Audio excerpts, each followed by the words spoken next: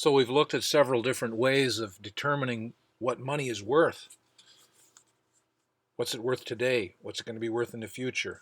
How much can I depend on it on an annual basis?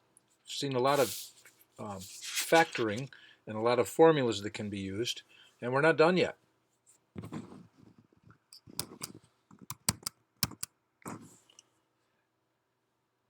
We mentioned the MAR rate, the minimum attractive rate of return, which is also known as the interest rate or the discount rate, and so that has to be considered. Other things that need to be thought about are just how long are these projects going to live? How long, for example, will an air compressor last? Or what's the expected lifespan of a boiler or a heating system or a wind turbine? So here in the textbook it mentions we can get some equipment listed from the ASHRAE Fundamentals Handbook. Others we can get off the internet or from vendors. We have to try to understand how cash flow can be different at different points in time. And the point that they're trying to make here is if we find a way to measure the value of money now and compare that to the value of money in the future, if it turns out that they are relatively close to the same at two different periods of time, they will be the same at any period of time. And so the next example, 4-9, asks how to do that. And so if we have $1,000 today that's invested, is it going to be equal to $1,331 if we are able to get 10% interest on it? So we have to, in order to do that, we are going to use the find F given P, right? Find future value given the present value of $1,000. So let's go to the Excel spreadsheet and see how we did that. So find future given present, and again here is the formula shown here, and there's the $1,000, and when I click on the $1,000 it shows the formula that we can use from a variety of places, from the interest tables, right? We have it down here. Find, what were we saying we were looking for? Find F given P, right? So if we were to plug the numbers into this spreadsheet using the example in the textbook, they want us to use a 3-year period, interest rate of 0.1, which is 10%. And again, when I click on here, it shows me those values, right? So it's going to be calculated using this. And the multiplier that we use, again, if we go back to that table and we put 3 years in here, 3, hit enter, our multiplier then becomes, there it is, find F given P, right? 1.331. So $1,000 today will be worth $1,331. $100,000 today will be worth $133,000. Okay, so it does turn out that that works. So that's how we use this particular one.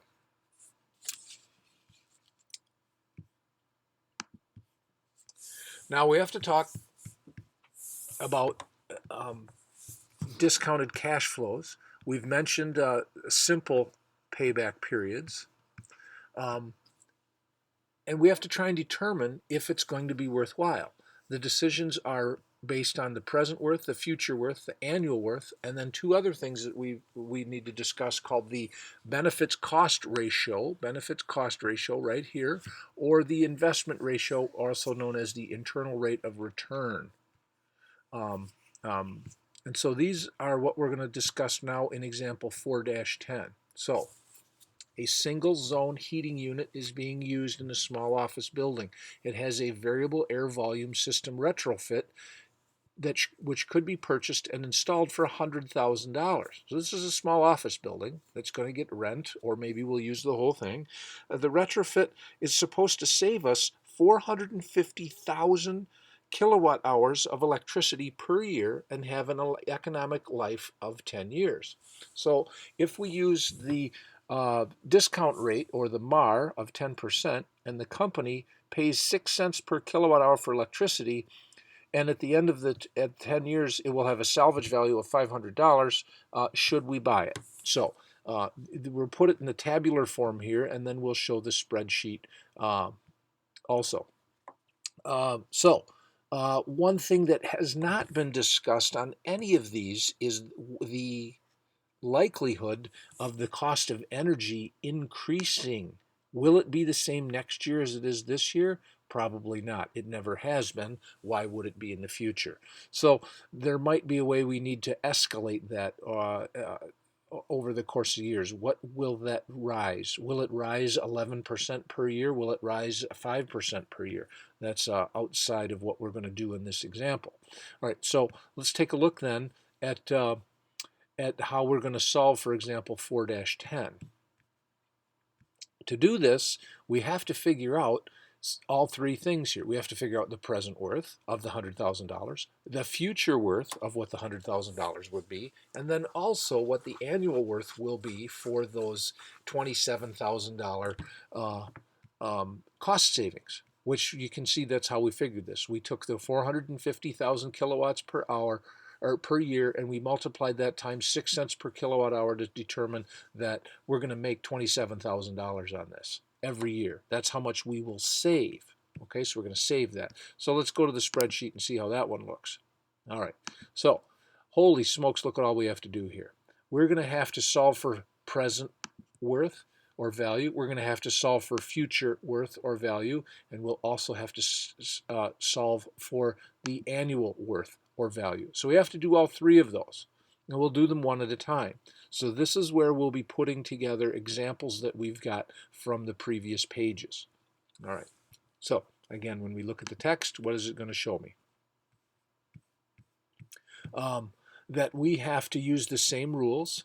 And so in the first method, we're going to find the present worth of the project to find that the equivalent cash flow of the series, right? So we're going to do P to A, right?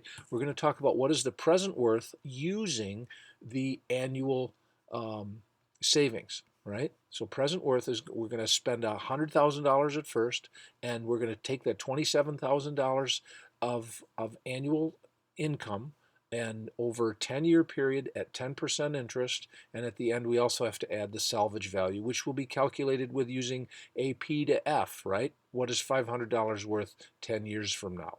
And so the math, they use these formulas, right? So the first one, the negative $100,000, what is that going to be worth? So we have to add that to the $27,000, which is multiplied by this multiplier that came from the table.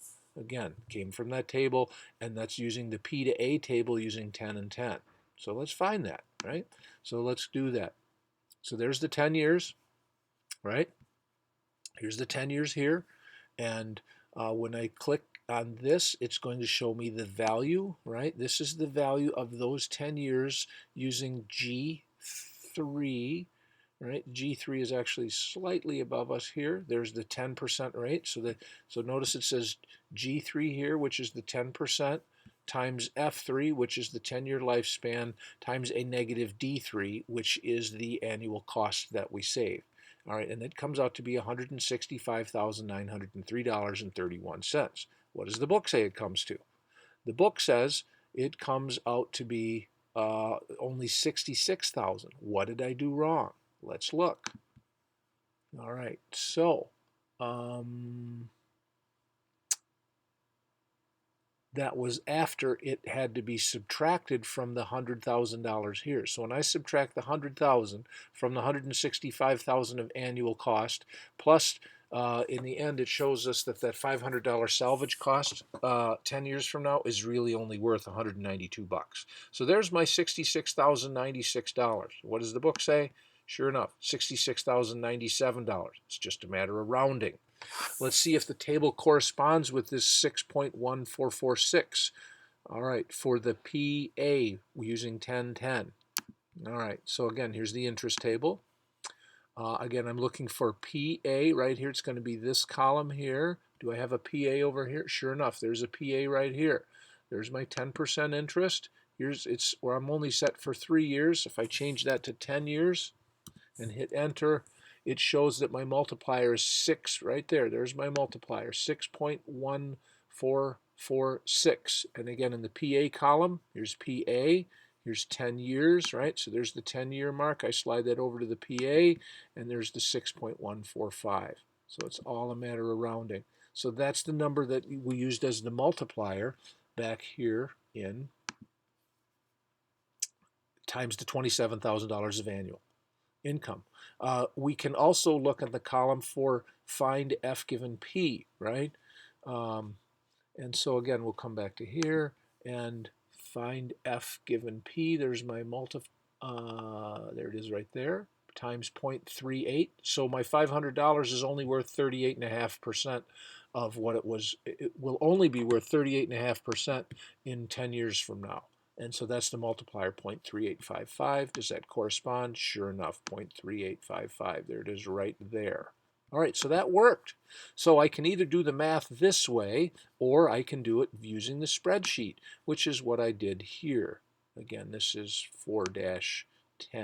All right, so we're going to see that calculating using the present worth shows that that's what the present worth is going to be. Now, what about calculating for the future worth? Okay, so the future worth, how are we going to calculate this? Again, let's go to the textbook. What does the textbook tell us? The second method is finding the future worth is by calculating the equivalent cash flow at the end of year 10. So we're going to use an find P given F factor to figure out what the $100,000 will cost at the end of year 10, and then to find A given F using the equivalent future series for the $27,000 annual, right? So, so here's this formula again. So future worth.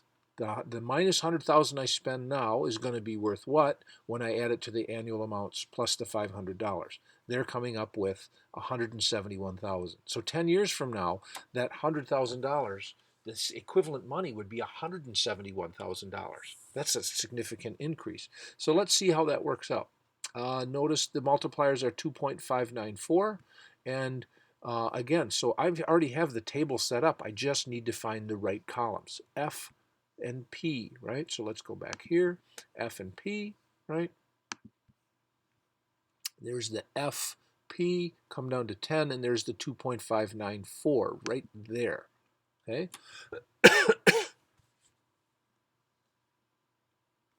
All right, and when we come back to here, and sure enough, 2.594. So the table works. Now you can also look at the table that's in the textbook. Okay, the table that's in the textbook on page 42, that also shows the same multiplier. I just like using the spreadsheet. Now, lastly, we were trying to figure out what is the value of the $27,000 after 10 years of garnering that income. Well, there you have a multiplier of 15.937, and then we add the $500. Okay, so this is the positive future worth. So let's see if that 15.937 comes up for F over A. And again, back to the spreadsheet.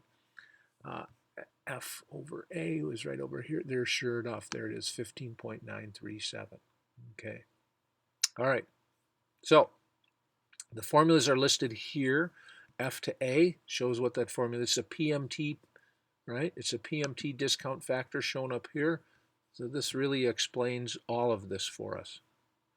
And so back to 410. So my numbers come out the same in the book. When I click on this calculation, what does it tell me? That is just the sum of it. Here is the value of it.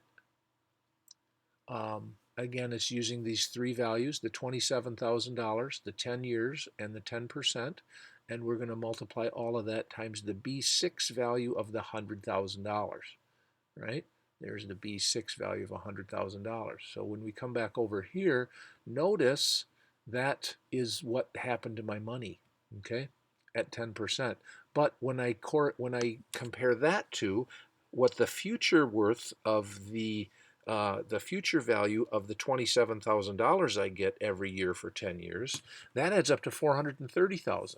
And so this just literally adds them all up, and this is where we come up with $171,436, just slightly different what it comes up for here in the book. And again, it has to do with how these are rounded and how when I use Excel, even though the figures that are pulled from this table are rounded here, when I actually look at that, that value it goes out to significant more digits. So I hope I'm being clear with this. The last one that I want to show you here is what we're going to talk about next, and this is the life cycle comparison. Okay. Oh, actually, I skipped one here. I'm sorry. I need to talk about the annual worth. What is the annual worth of this $10,000? So we're going to look at this. Again, what's the textbook have to say about it? The textbook shows me that we can now check the annual worth when we use the A over P or the A over F factor, right? So here's the $100,000.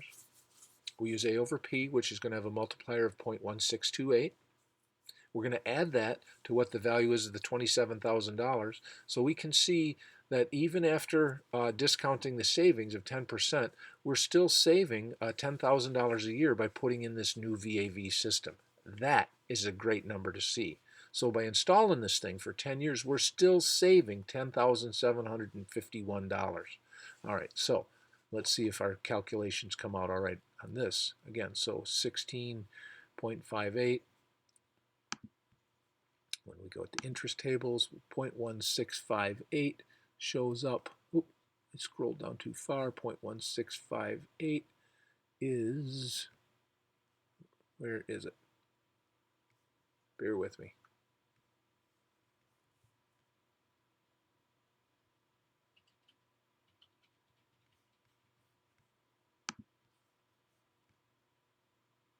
A over P, 1010. Forgot what I was looking for. A over P, 1010, 16.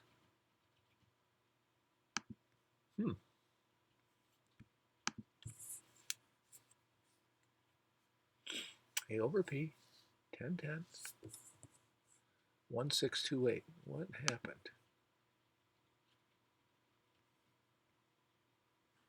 Oh, I see. I clicked on the 10 here. I needed the 10 down here. 16275 is what it was. 16275. So there it is.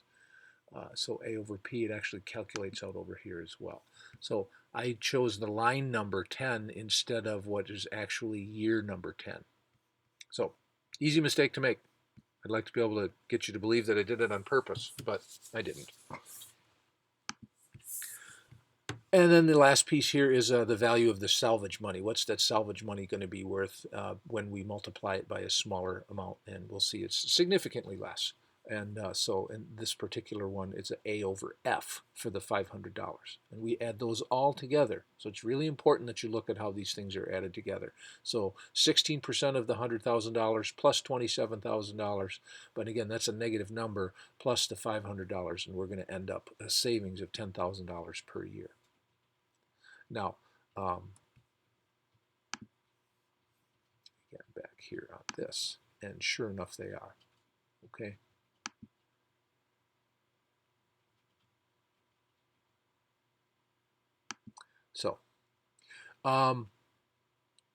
So what we've got then is, according to the text, all three of these numbers are positive, right? These are all positive numbers. Since the present worth, the future worth, and the annual worth are all positive, this indicates that this should be a project that we would want to pursue at least from an economic standpoint. Now, the last two pieces I said we wanted to talk about. Let's see if we've got anything here on the PowerPoint to talk about this. We have to estimate what the relevant costs are. Are we correct in what we think it's going to cost us to install these energy-saving opportunities, or not? We have to look at alternatives. Are there other ways that we could do this? Could we keep using the equipment we have? So we have to look at all those scenarios and compare that to what the cash flows will be, and which we've just walked through several of those. And these are just a highlight of the things that we just went over. So there's the present worth, there's the future worth, finally the annual worth, and there are two things left to talk about, and one is a benefit to cost ratio. Yes, it will save us some money, but what will it cost us to put these to make these EMOs happen? And then finally, what will be the internal rate of return? Meaning, the money we invest there will it be at least worth the MAR value?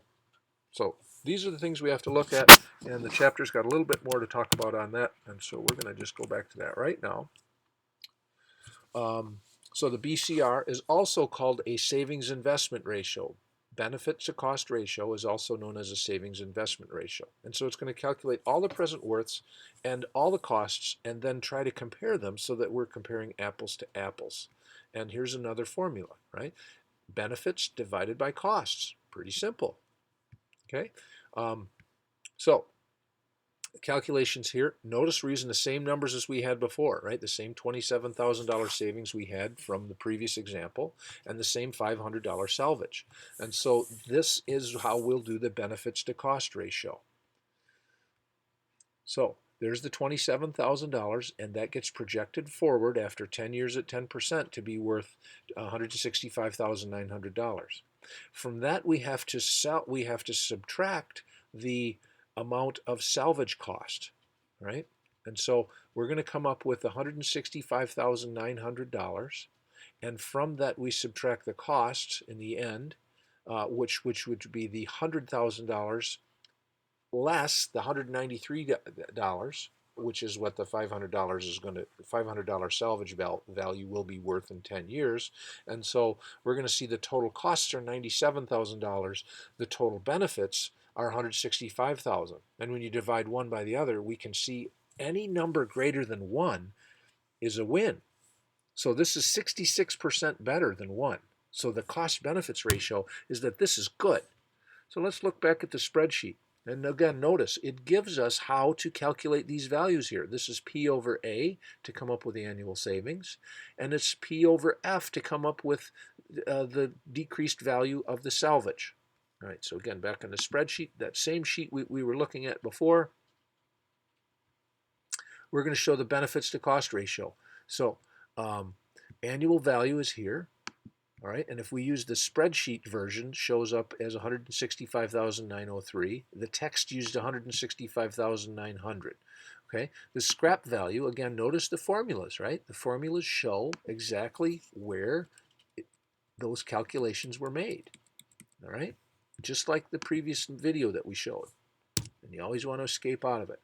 So here's the total benefits, right? Here's the total costs. And down here we can see that this is just a division of E14, which is 165,903, divided by E15, which is 99,807, and we have a 1.66. So that was Excel using the numbers.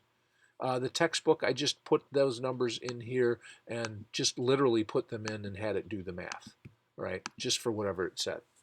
So, good benefits cost ratio.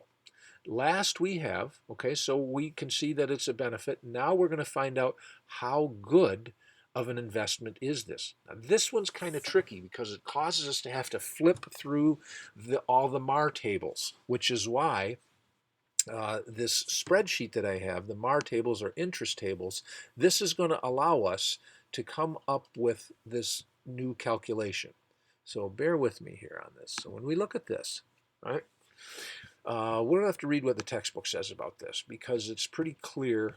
On the internal rate of return, we will still calculate it out, and we're going to see that if we take the $100,000, right, and solve for this, notice it says that $100,000 is equal to $27,000 times the PA factor plus the $500 salvage plus, which is multiplied by the PF factor. Well, we're going to just move these things around a little bit. I want to get the PA moved over to the left side, right? So in order to do that, I'm going to move, I'm just going to transpose and put the $100,000 on the right side and the PA on the left side. right? And so now I'm going to have $100,000 divided by the $27,000, which is going to give me a PA of 3.7037. All right, so um, the present worth is going to be small, of the salvage is going to be small. So we're not even going to look at that for a minute. We're just going to plug this around. And so notice that we've determined that the PA with the interest at 10 years, this number comes out to be 3.7. Well, if we looked at that at PA for 10 years, let's do that, right? So let's look over here. P over A at 10 years is right here. 6.145. That's not going to work, right? So that number needs to get a lot smaller, okay? So let's come back over here and see what do they want me to do. The next step, it says we want to look through all the tables, and with the n equals 10, find a value of PA that's closer to 37037, okay? Then, and they have examples in the book that have for 20%, and the PA factor at 20% is 4.1925. And we can prove that here by if I put this as 20%, 20, and then come back and look at at 10 years. What is that value? The value says the PA factor is 3.5705. So let's find the PA value there. PA value at 10 years. Okay, so there's the 3.5. We need, I'm sorry, that's the 5.3. We need to get to 3.7. Oh, all right, so what does the book say to do? It says, well, if we go to 24%, we can see the PA factor gets down to 4.925. All right, so let's put 24 in our table and see what happens. Come back over here, 24, hit enter, and again, what does it come to? All right, so again, we wanted to use the P over A, the present value, if I know what my annual payments are. PA is this column at 10 years, and what does it say?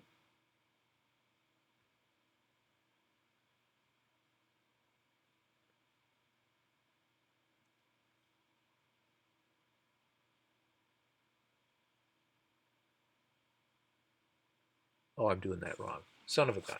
Son of a gun. We've got to bring this back to 10 years.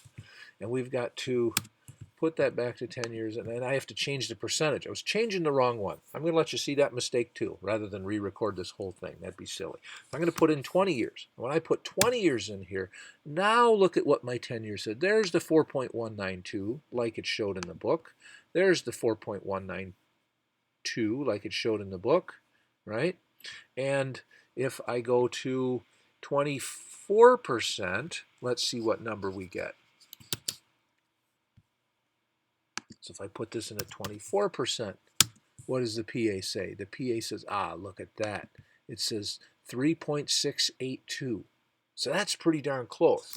The book takes us a little bit further and says, well, if we could do this and had the tables that the book doesn't have, and we put in 23.8, we would see that that is going to get us to a PA factor very close to 3.7037. So let's go back and look at that. So 23.8, enter. And again, there's our PA factor at 10 years. There it is, 3.705. And what were we looking for? 3.7037. So this opportunity to save is going to be just like putting my money in the bank and getting 23.8% interest on it. Do you think your boss is going to go for that? That is the power of this type of calculations. Of course, it's only as good as the data that we put in, and but that's something we'll have to work out as we go. All right, a couple other things about life cycle costing. Oh,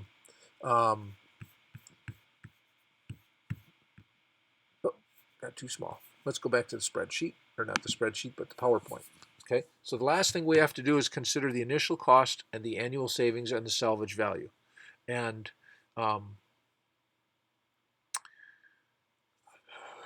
we must include the things that are shown here.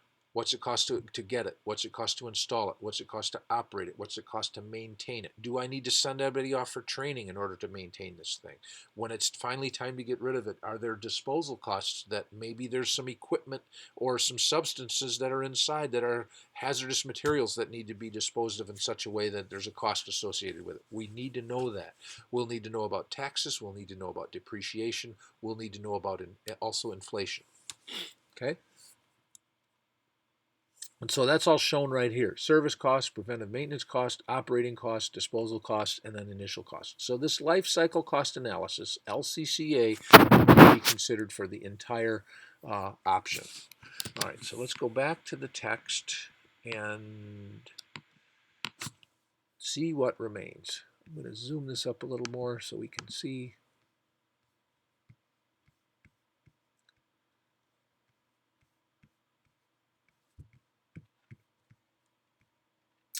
Yet another example, 4-11. So in this one here, we're going to put in an energy efficient air compressor is being proposed by a vendor. And they've looked at how much air we use and what it would cost to put in the energy efficient one. And that'll cost $30,000 installed. And it will require $1,000 worth of maintenance every year for each of its 10 years. However, the energy costs will be $6,000 a year. As an alternative, instead of putting in the energy efficient air compressor, we could put in one that costs a little bit less, right? $25,000. And in addition to it costing less, it allows me, it only requires half the maintenance, okay? And so that maintenance is, again, another savings. But the energy that it's going to use will be significantly higher than the $6,000. It'll be $10,000 a year. So we got to figure out, should we invest the money in this? So alternative 1 and alternative 2, standard or regular efficiency. And so they list it in the tabular form here. Alternative 1, 30 grand. And we know I'm going to have $1,000 of maintenance every year, and energy is going to cost $6,000, so the total cost per year is going to be $7,000, right? And they're going to do that for 10 years. Alternative number 2 would be, yep, it's only going to cost me 25 grand.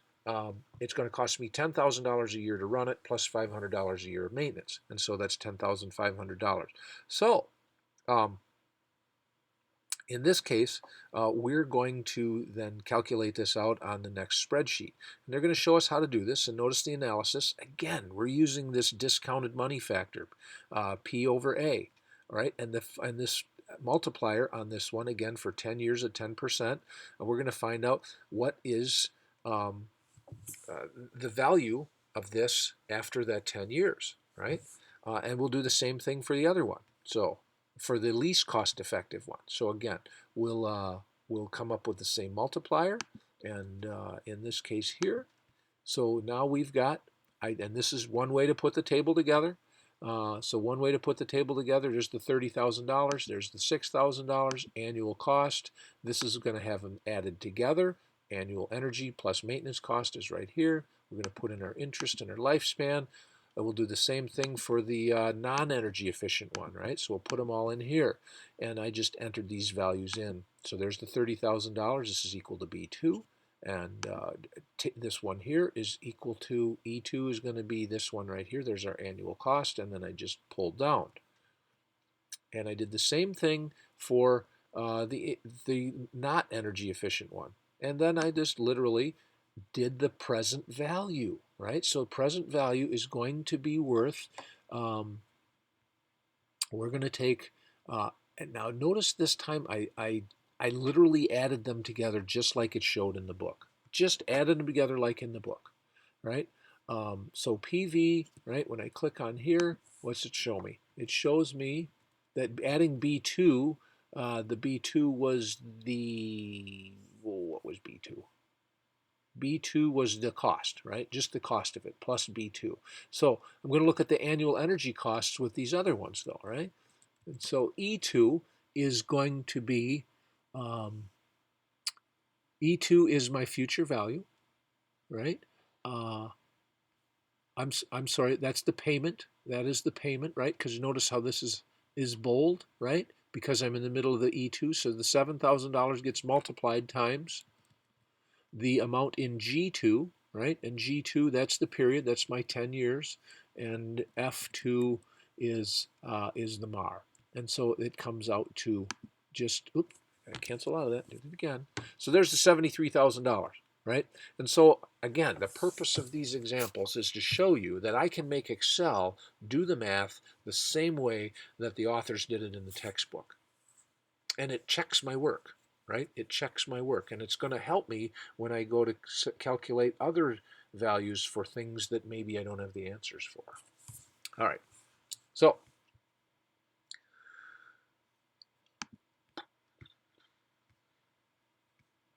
now, quite obviously here, since the energy efficient one has a lower value, that's the one that we should use. And again, the considerations here is just, is it going to save the company money and energy? Not, is it good for the for the environment or the reputation of the company? We're just looking at whether it'll save money. Lastly, we got to talk a bit about taxes and depreciation, which is probably appropriate. We should all be getting our taxes done right about now. Depreciation and tax laws are very complicated, and we're going to just talk about it briefly, that there is an accelerated cost recovery system for things that were put in service before 1981. And then there is assets for put into place between 81 and 86 uses this one here. And then finally, most of the stuff we'll be dealing with will be using the modified accelerated cost recovery system, or MACRS. Okay, these numbers, most of them are controlled by the federal government, and they give us some classifications. And the classifications that we're going to be looking at in Table 4-6 include the 3-year, 5-year, and 7-year property as shown. Okay, so this is what these are. 3-year property includes material handling stuff and special tools for manufacturing. 5-year are cars, trucks, computers, copiers. 7-year, furniture and stuff that doesn't fall in the other ones. And then we get into the 10-year property and so on and so forth. They're all listed here. So there are depreciation that can be called on for many things that we may be dealing with. For their last example here, example 4-12, we're not even going to say what it is. We have a piece of property that has a cost basis, meaning that's what it was worth, of $10,000. And we are in year 4, right? Year 4 of a 5-year MACRS property. So what would that be? 5-year property could be a car or a truck or a computer or a copier. So that's what it is. It was worth $10,000, or I'm in the 4th year of it, and so that's the amount of depreciation that I can get from it on that year. So, so the depreciation on that one for that year, year 4, is $1,152. In year 2, it was 20% of the $10,000, 32% in the 2nd year, and so on and so forth. And so these are what I can. This is what the equipment is worth. How much less it is worth after year 4. Okay. Federal income taxes, we all have to pay them, and sometimes we will pay them before. It's before interest or after interest. And I think we have, yeah, that last one, 4-12. Again, that was a pretty simple one. 4-12, right here, MACRS. It just basically had me chunking the money in here. So, right, so I took year 4, right? So this was, when I looked at this value here, it showed me that I was looking at C6, right? C6 is right here, the 11.52% times E3, the cost basis, and it gave me that value of $1,152.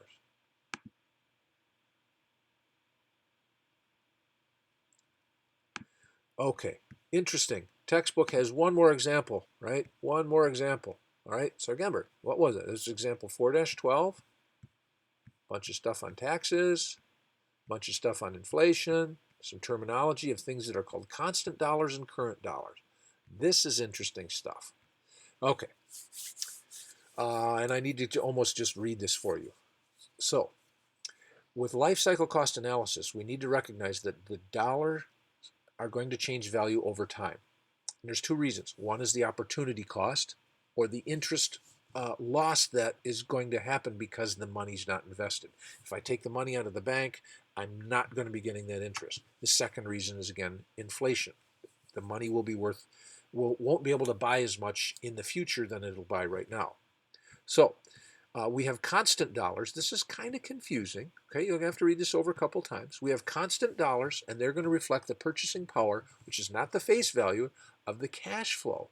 These dollars are stated in relation to some particular year, like $1990, or the year we've decided to do this work.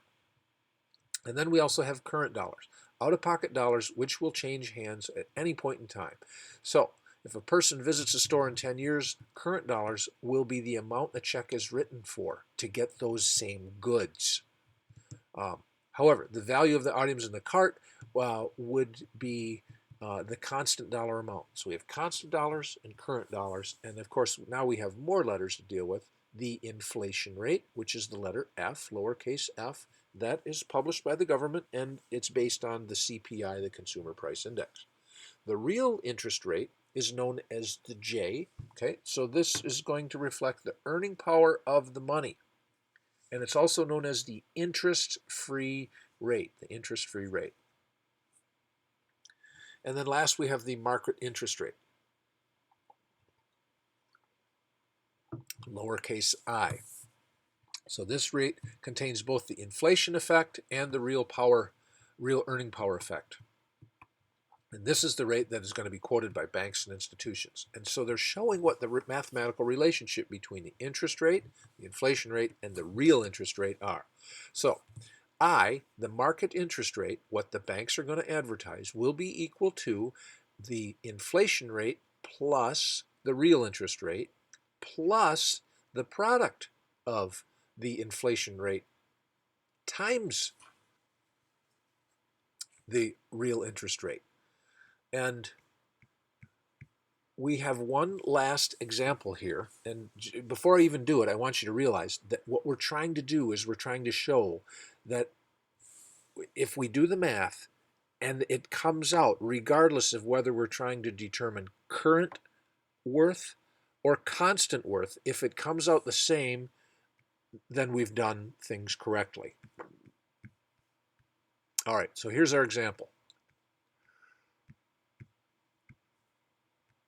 This is maybe the funnest one, okay? And this is the one where I just did the math as shown here on this spreadsheet. I didn't use the equations that we see here. I just did the math as shown on the spreadsheet. So here's the scenario. The company has energy costs of $25,000 per year for the next 3 years. The cost of the energy is subject to escalation, and the energy cost escalation rate they're figuring to be 25%. The company's real discount rate is 4%. So we want to find out what the present worth of the energy costs are using both the constant dollars and the current dollars. So the first analysis we're going to use is the constant dollars. And so we know that the cash flow will be $25,000 a year for 3 years. And the real interest rate we said is 4%. And so this is how we put it together. We have to use the F over P for 4% and for year 1. And this number 2 here, that's for year 2. And the number that's for year 3. Okay? So this is what the calculations are. And it amounts to be 1.04. That's the 4%. And we raise that to the year in the negative value, to the -1. And we add that. So again, we're going to multiply the 25,000 times 1.04 times 1 to the negative, times -1, raised to the -1 power. And that will end up being $24,038. We do the same thing for year 2. Notice it's worth a little bit less at the 4% rate. And finally, for year 3, it's even a little bit less. So our money is worth less. And we see that this works out here. It's not worth $75,000. It's worth $69,377. Let's look at the spreadsheet. So on the spreadsheet, we have the constant dollar analysis, right? And so I did the math for us here. I didn't use the same type of formulas here where I used this PV rate. I didn't use that. Instead, I took and I multiplied the $25,000, right? That's here. Let's see what this looks like, right? So those are the formulas. To the minus C4, right? So the first thing we come across is the minus C4. That's the year. So year one is what the uh, sum of 1 plus the interest rate shown in B6, the 4%. So 1 plus 4% is just like it showed in the book, 1.04 raised to the minus 1, and it did the math for us, and sure enough, $24,038, just like it shows here, $24,038. Okay, so I was able to put this formula in here and to make it work. I did the same thing for the other two. I added them together and it came up to the same 69,377, right? So year one, year two, year three, and there's my value where it added the sums of these three just as shown. All right. So that's the present worth using the constant dollar method. That's what I'm showing here. Now, the next one is a little more complicated. The current dollar analysis. To do the current dollar, notice what I'm going to do here is I'm going to take the $25,000 and I'm going to multiply it times the 25% raised to the 1. So what was that 25%? That's the escalation rate, right? So the escalation rate, we know the cost of energy is going to go up 25% every year. So that means that the 25% increase in energy cost means that my $25,000 is really going to cost me $31,000 at $31,250 because the cost of energy goes up. The second year it goes up even further, and the third year it goes up even further because it escalates every year. So how do they do this? All right, so we've got a combined interest rate here. Notice how they're putting this together. 0.4 plus 0.25 plus 0.4 times 0.25. Remember that product and sum thing I told you about before? So this is how we have to combine the 4% escalation rate with, the 4% real interest rate with the 25% escalation rate comes out to be a combined 30%. So you could just do this with a calculator. 0.04 plus 0.25 plus 0.04 times 0.25, it comes out to be 30%. Let's see if we can do that in Excel. And sure enough, we can, right? So here it is. There's the 30%. B5 plus B6, right?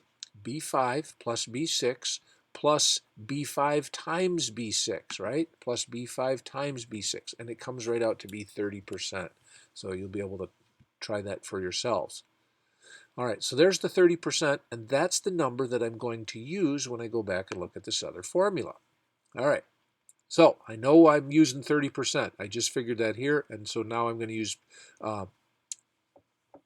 find P given F, right? So there I'm using the escalation rate dollars here, the 31,500, and I have to multiply that times the 30%, and I have to add that to the second year escalation rate value, $39,063 times 30% for the second year, and I have to do the third year, which is 48,828 times the 130%. Notice here, yeah, I went down the line. Okay, so first I calculated the escalation rate, then I combined it with the real rate to come up with the 30%, and so now I will then calculate using the 31,250 times the 1.30, right? The 1.30 raised to the negative 1 power, right? And that's $24,000. 24,038. That's the same number that you see highlighted up here for when I did the constant dollar.